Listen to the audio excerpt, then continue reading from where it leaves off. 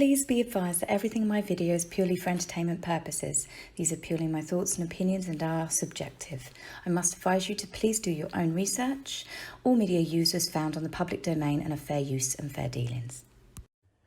Hello everybody, I hope you are all doing well. I hope everyone had a nice Father's Day yesterday. This video was supposed to be released yesterday, but I had a bit of a wobble. It's always kind of a weird day. It's lovely because I normally get to see my stepdad and stuff, and you know, I've got lots and lots of happy memories with my dad, but just occasionally it can sometimes kick the wind out of you because you get it bombarded, don't you? You turn on the radio, it's Father's Day, turn on the TV, Father's Day, and it's just that kind of like when you've lost someone, the same I know happens for people with Mother's Day. It's just a constant reminder, isn't it? So I just got a little bit miserable, but I'm fine today. I hope you're all, as I say, doing really well. I last week had my second jab. I'm not promoting it. I'm very much, like I've said to you guys, like I'm pro-choice when it comes to that. I don't think anyone should be pressured into doing it. But then at the same time, I don't think anyone should be having a go at someone that has had it done, you know, so it works both ways. But I did it because I really want to see my friend who's terminal with cancer, and I haven't been able to see him for a long time. But obviously I need to make sure that when I do go see him, I'm not at risk of giving him any sort of serious infections. So that's enough about me. Let's get on with our favourite subject, the royals. Well, actually, before we do, I just want to do a massive thank you to all of you that have subscribed to my channel. There's like over 70,000 people that are now subscribed to this channel, so it's amazing for me.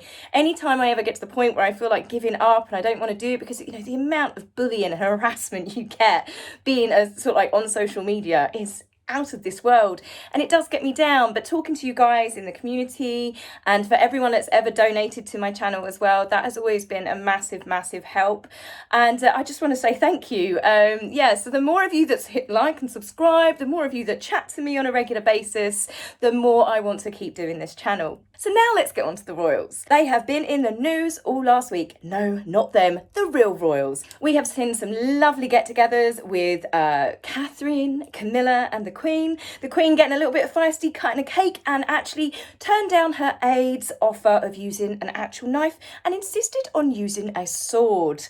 I love it. It just shows she's got that real still shine to her personality. As always, the Queen is dressed in beautiful bright colours. You can really see that she's lost some weight, but one, she's 95 years old. That tends to happen, but two, you know, obviously it's still only a matter of weeks ago that she lost her husband, but otherwise she looked really happy and healthy, and it's lovely to see them all out and about together.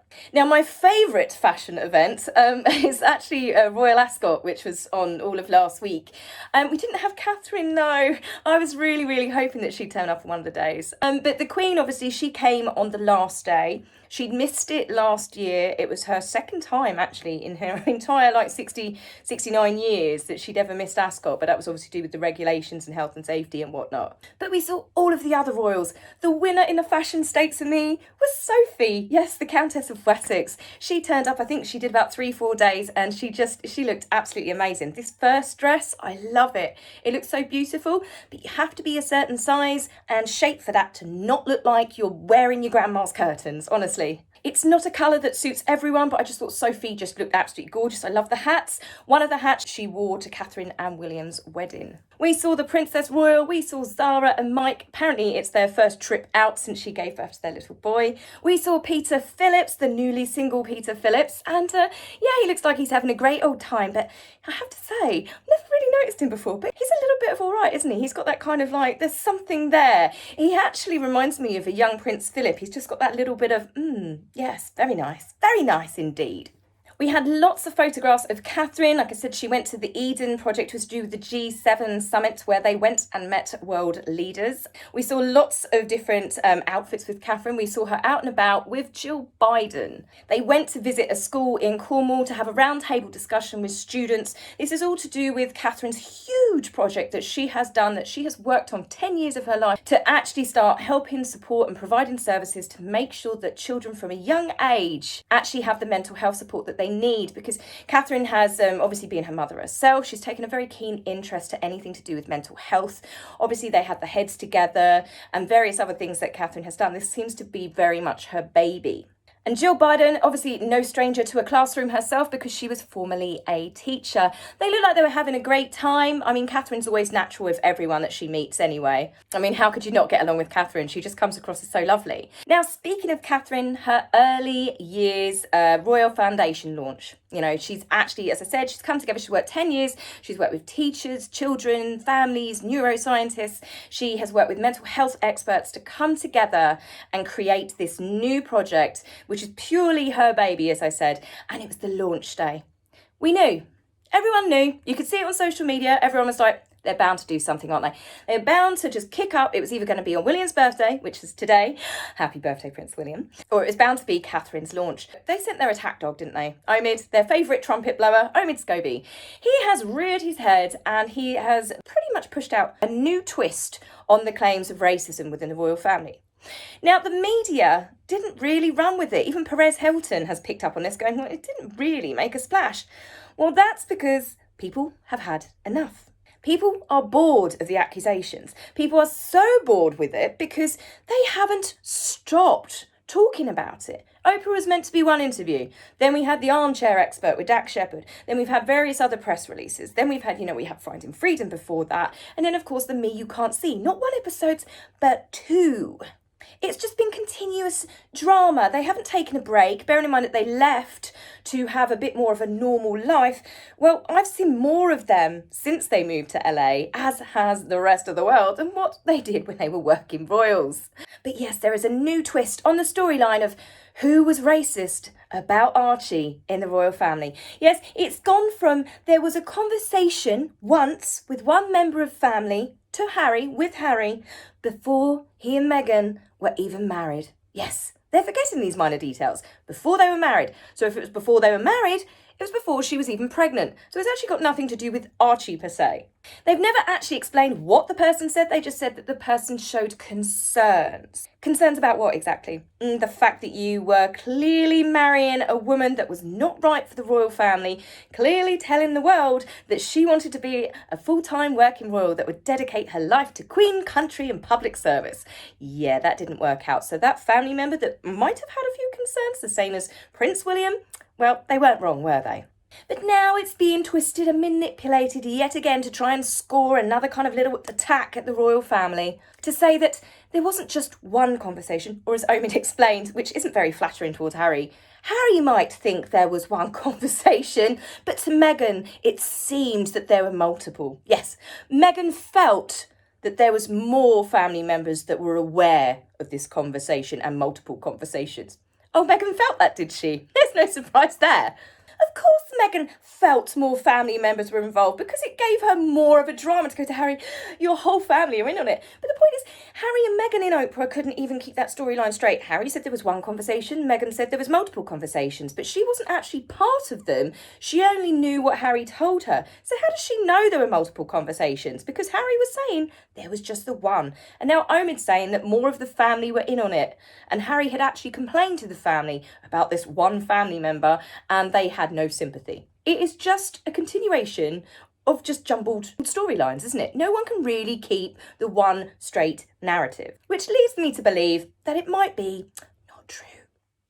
Now, I'm going to tell you a little story here. I was talking to my lovely friend Suzanne in Canada last night. Hi, Suzanne! And she was telling me that no one really talks about the royal family in Canada as such. The Queen's on the money, but they're not really a subject for, conversation. You go into, especially like the more rural parts outside of the cities and stuff, of the royal family. But for us being British, she is our queen. But she said in a shop in Turtleford, where they were waiting in the queue, and it was all the magazines at the till, and some random guy picked up a magazine and reportedly said out loud, "When will she shut the F up?" Which kind of then led people in the queues to laugh. Now, there was roughly also in the queues a 75-year-old woman who then joined in and turned around and said, "I think it's disgusting what she did to Prince Philip's widow." Absolutely horrified.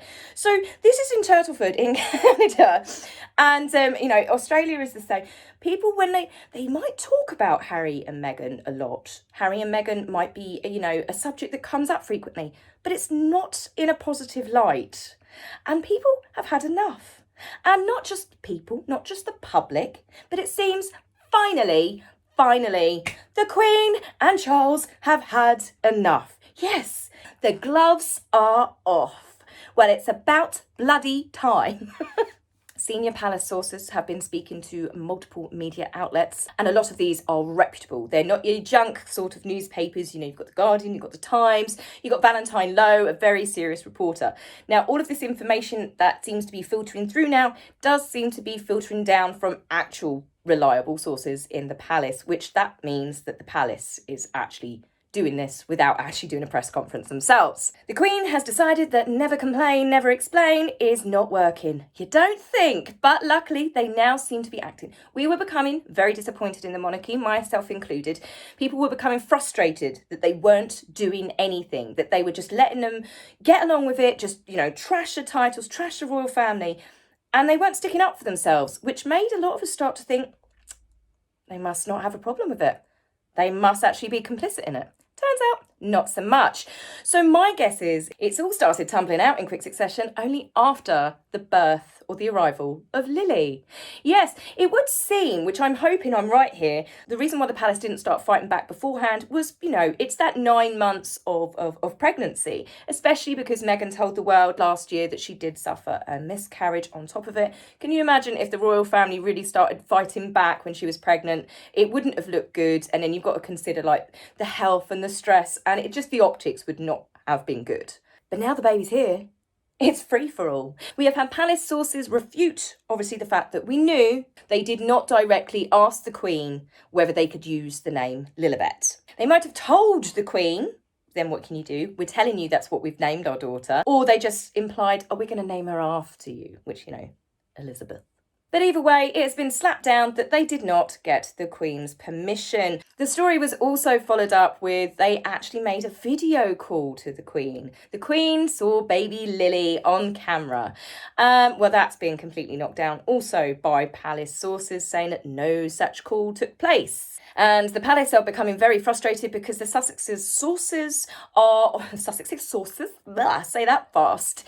Are now basically giving press releases saying that the Queen seen this, the Queen said that. That definitely big no-no. So what else has come out in this wondrous, fabulous week of where we're actually seeing fightbacks and pushbacks and beginning to hear more of the actual truths of various things that did in fact happen, rather than hearing just the one side of varying recollections. Robert Lacey, author of Battle of the Brothers, is actually bringing out another addition to his book. I'm not quite sure why. I've never really heard of people doing this, to be honest with you, but Owen Scobie's going to be doing it with Final Freedom, and Robert Lacey has done it as well. Forgive me if that comes across as naive to some of you bookies out there, but I've just never really heard of people going, oh, here's another version of my book. Right, a new book. No, there's not enough to make a whole new book, so I'm just going to release a newer version with a few bits in. Now, the Times are also involved in this, and they ran a story on the 19th of June talking about lots of things that happened in between Meghan joining the royal family and Harry and Meghan leaving, which is famously known as Megxit. Now, some of these stories, they were put down to tabloid gossip. Nothing more than a smear campaign against poor Meghan.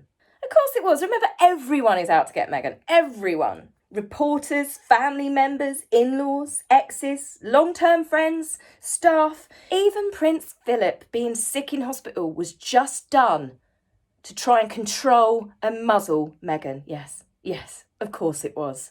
Poor innocent Meghan, who at 40-something years old has been the target of everyone her entire life. However, with the stories that have come out this week, it seems that rather than being the victim, she's very much the perpetrator.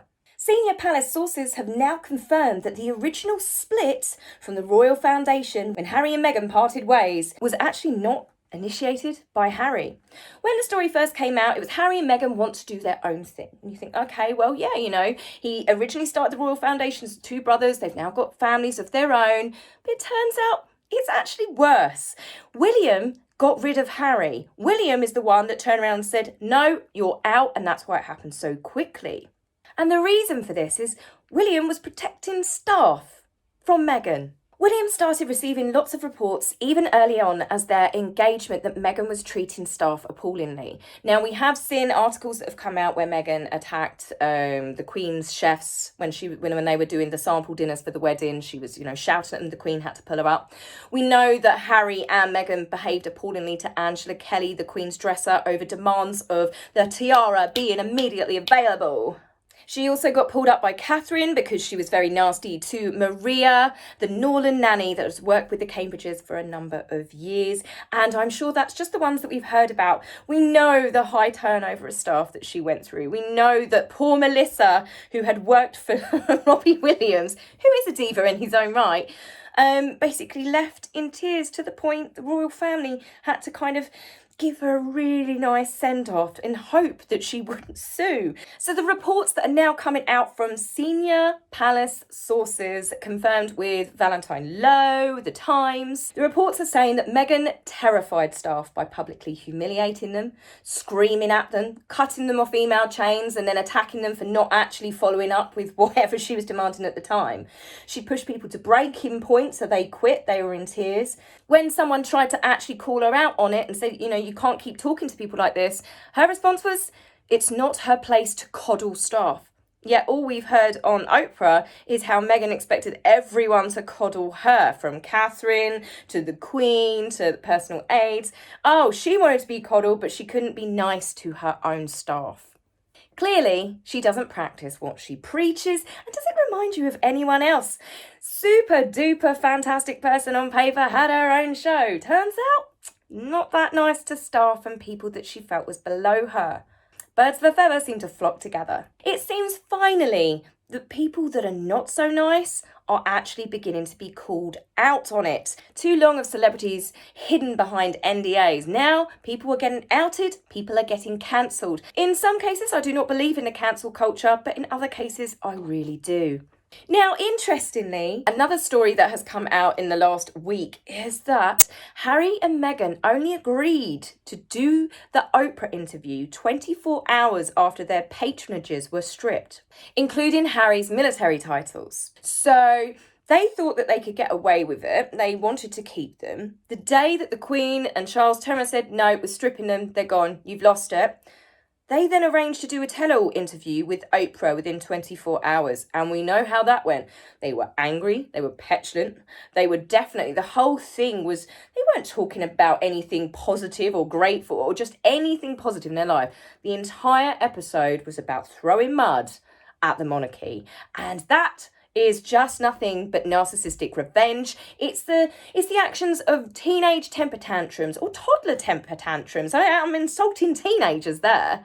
It reminds me of like when I was a kid and we got taught about the child helpline at school. I remember my mum was telling me off and I was probably like 7 or 8 years old. And I was like, I'm going to ring Childline because you're mean to me and they're going to take me away and you're going to hate it.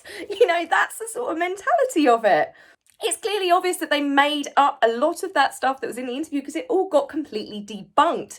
Now, one thing that they did mention, however, in the Oprah tell-all was actually true. And that's to do with Archie not getting a title. But they twisted it and manipulated it and said it, it's obviously Archie's not getting a title. He's not being called a prince because, Meghan's slightly brown. That's the way it went down. We had the whole Oprah, what? So at least that's one thing that they weren't actually fibbing about. But as I said, it was completely manipulated and twisted. Charles has always said that he wanted to slim down the monarchy. If he wants the public to keep supporting the monarchy, he's well aware of the fact that it needs chopping down a bit. Now, you can look back through old news articles. Here's one here from 2012. Andrew and Charles famously locked heads because Charles took away the taxpayer-funded security for the two princesses. Now, what Charles is saying that he wants to do when he takes the throne is he wants to change the letters patent, and it's only heirs to the throne and their immediate families that have titles. Now, he's not just doing this to spite Harry and Meghan. This is not a new thing. What it means is Archie and Lily will not get titles. But why on earth would Harry and Meghan want their children to grow up in America being singled out by being called a prince and a princess? I mean, it doesn't make sense, does it? They want their children to have a normal life. And as we know, the royal family are not in the USA. And all it is going to do is make their children's life that little bit harder. They also announced that they didn't actually want the titles through Omid Scobie. Here's the original tweet here. Gotta love the internet. But as it turns out, they've now changed their minds and it's his birthright. Well, it's not really his birthright because it's all going to change. But it's not just Archie and Lily. It means that when Prince George grows up and he has his family, his children would be styled prince and princesses. because they're direct heirs to the throne. But when Princess Charlotte and Prince Louis have families, their children are not going to be called princes and princesses.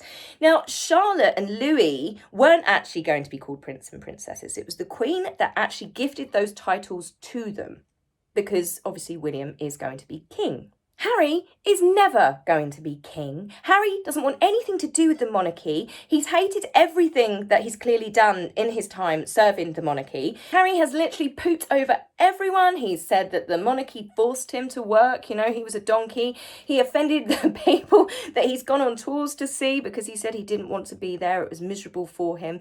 So why on earth are they now demanding or being upset and kicking off about the fact that they got cut off from the royal family? You didn't want to be royal, so why do you want your children to be royals? Money. The fact that all of these stories are now coming out now, or rather they're being confirmed, followed up as being accurate, I think it's been purely that they have been waiting until Lily's arrival, and now they're fighting back. I mean, you had the Oprah, then you had the Dax Shepard, then you had the Me You Can't See, you had all of it. It was just continuous attacks, and a lot of it wasn't true. Of course, the royal family are going to reach a point where they have to fight back.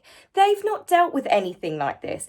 Diana obviously left the royal family. She was very unhappy. Fergie, you know, she kind of left the royal family, but they've always been loyal to the royal family. Diana was once asked, you know, about why does she still defend the monarchy, despite everything that happened to her. And she said she doesn't want anything bad to happen to the monarchy because that is her son's future, their family. So here's some truths here that I have taken from the recent storylines. The fact that Meghan has not actually sued over any of these bullying allegations, to me, makes me believe that that's because there's some truth to them. Bearing in mind that they will sue at the drop of the hat, the slightest notion of something that they don't like has been written about them. But why wouldn't she sue over something as serious as this? It's also become apparent that rather than being the victim, Meghan is in fact herself potentially the bully, with quotes saying that she governs by fear, intimidation, emotional cruelty and manipulation, leads me to believe that she's really not that nice a person. Charles wanted to slim down the monarchy for a long, long time. So whilst they were right when they said that Archie is not going to be given a title, it's not just Archie, it's Lily, it's going to be all of the succession, you know, the families from Charlotte and Louis is across the board. And this decision was made long ago. Harry would know this. So Harry and Meghan have always known that Archie was not going to become a prince. It might have been different when they were members of the royal family, but they're not. They have done everything to not just quit the royal family, but throw as much stink as they can towards them. They hate the monarchy. They hate the fact that it near enough killed Meghan. Harry was so depressed. So why on earth do they still want to link their children to them? And then Lily, naming her after the head of said institute. Makes logical sense, doesn't it? No. Prince William, I've always loved. But it goes to show here, not only was he protecting his family, he protected his staff. He went up against his own brother and kicked him out of the joint royal foundation because of how Harry and Meghan were treating their staff. So that to me just shows me that Prince William is going to one day be a fantastic king. He seems to put his family above all else. But in this case, in this instance, when his family member, his brother, his one-time best friend, was treating their staff badly, William put his staff first as well. So hats off to William for that one. The fact that Oprah managed to secure that big tell-all truth bomb interview within 24 hours of Harry and Meghan being slapped down makes it all the more obvious that it was done out of revenge. It was a childish, immature temper tantrum. Like I said, it's like a little kid that's basically kicking up and doing a tantrum saying, I didn't get my way, I hate you. Now, naturally, in retaliation of all of these stories that have come out in very quick succession, painting Harry and especially Meghan in a very, very bad light, there are rumours beginning to surface that Meghan intends to do another tell-all interview. Lucky us. Now, I know there's lots of eye rolls out there and people going, oh no, please don't let this be true. But I actually really want it to be true. I might give the girl a microphone, seriously, because the more we hear her side of the story, which changes every time that she speaks, the more that her and Harry complain about everything and trying to twist the narrative because they can't even keep up with their own version of events, the more people are waking up and seeing them for what they are. I've always said this, they will be their own undoing, whether it's narcissism, whether it's sociopathy, whatever it is, whether it's just, just they're both really bitter, angry people that are never going to be happy. They are literally destroying their own brand, their own reputations. So give them a microphone, give them a stage, give them one every single week as far as I care, because each time that they're on that stage, each time they get that platform, more and more people are switching off. Now, speaking of people turning off because they're getting a bit like, we've had enough of this, my next video, which is not going to be tonight, it is going to be coming out tomorrow, is my kind of, not an open letter because I'm not writing it, and especially not going to be in calligraphy, but it's an open video, as it were, to Thomas Markle. So I hope you guys tune in for that. I've got lots more stuff coming out this week, so I'll see you soon. Take care for now. Bye. If you like my video, please remember to like and subscribe. Please, angry typists, you will be blocked, so save your fingers the time. If you would like to buy me a coffee, please go to my About page and click the link. Love, Taz.